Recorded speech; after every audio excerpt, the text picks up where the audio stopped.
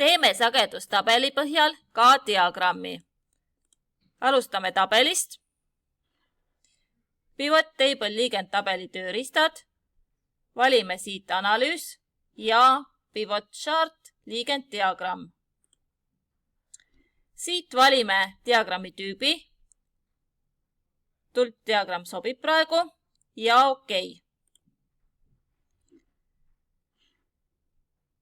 Siit analüüsi sakilt võib väljanupud välja lülitada.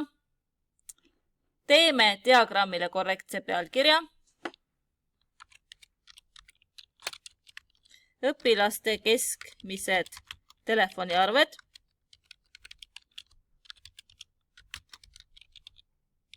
Klassiti ja paneme sellele teljele ka tiitli.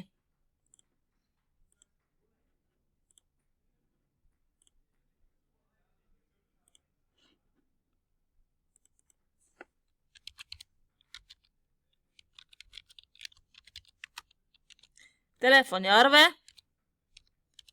eurodes. Kustutame legendi. Ongi diagramm valmis.